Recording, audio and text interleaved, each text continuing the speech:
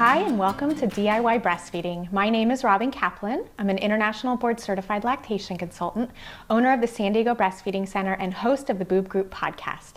Today we are talking about some common concerns that moms might deal with while they're breastfeeding. And this one, I promise you are going to be dealing with, and they are called growth spurts. So, what is a growth spurt? What are the symptoms that we're going to be talking about? So, for example, say you have a baby who wants to feed nonstop. Frequently. Your baby had normally been feeding maybe 8 to 10 times in a 24-hour period, and now you're clocking in at about 14.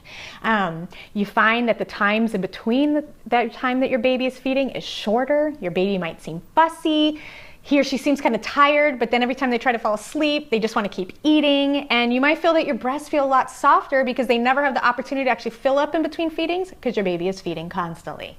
Well, most likely, this is a growth spurt. The reason I say most likely is because if babies are doing this for over a week, or babies had a difficult time gaining weight, or you're worried about your milk supply, then yes, we want to check on your milk supply. But if your baby has been doing great, gaining about an ounce a day, feeding well, then sleeping well, and then all of a sudden something like this, these brand new symptoms start, then most likely it is a growth spurt. So when do they occur? Mostly they happen around when baby's 1 week, 2 weeks, 6 weeks, 3 months, 4 months, and 6 months. So they happen pretty frequently, but the good news is they actually only last about 2 to 3 days. So you're looking at about 72 hours of nonstop feeding frenzy, but then we go back to kind of the normal feeding behaviors that your baby has been showing prior to these. So why do these growth spurts even happen? Well, the main reason is it's used to boost mom's milk supply. So this is a time where babies hit a plateau and now they're trying to boost it up just a little bit more. It's also a time when mom is going through a hormonal change. So when hormone levels change, mom's supply, it has to be more driven by baby's demand rather than just relying on what's been working for her so far with demand and hormones. So your baby is programmed to go through this. This happens to moms and babies whether a mom has a low supply or a mom could feed an entire village herself. Your baby is going to go through these because nature has pre-programmed your baby to go through these times to help protect your supply.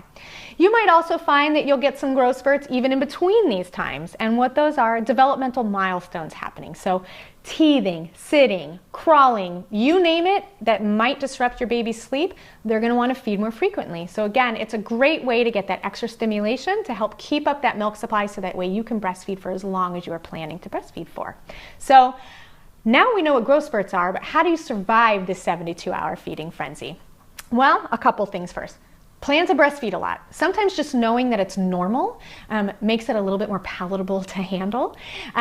Baby wearing while breastfeeding, which we have lots of videos on, can be really helpful. If your baby wants to be on there nonstop, but you have things that you need to do, errands to run, other children to attend to, wearing your baby while breastfeeding will help meet their needs through the growth spurt as well as help meet the needs of your other children or even just yourself. The side-lying breastfeeding position, which we have a video on, can be really helpful because babies do this during the day and they also feed more frequently in the middle of the night too. So it will help you get a little bit more rest if you're able to lay down and breastfeed at the same time. Make sure you're keeping up on your water and your calorie intake so that way your body has great energy and hydration during these few days. This is a time when we don't want to start offering more bottles. Remember, our supply is being driven by the frequency in which we're being stimulated. And so if we're adding extra bottles during this time to try to meet baby's need, your body is not going to get the stimulation that it needs to produce more milk. So this is a time we just pop baby back on and on and on and on.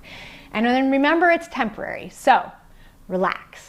Plan to watch all of those TV shows that you DVR'd that you've not had time to watch, read your favorite magazines, and go to bed early. Get extra rest so that way you can manage this kind of 72-hour feeding marathon. And then the best silver lining of it all is that after this feeding marathon, your baby will most likely take some pretty awesome naps after the growth spurt is over, which will help you to also feel more normal again as well. So hopefully you got all the information you need about growth spurts. If you would like to watch more of our DIY breastfeeding videos, please subscribe to our YouTube channel, as well as feel free to check out our websites, San Diego Breastfeeding Center, as well as New Mommy Media, for articles and podcasts on this topic, as well as many, many more. Thanks so much for watching DIY Breastfeeding.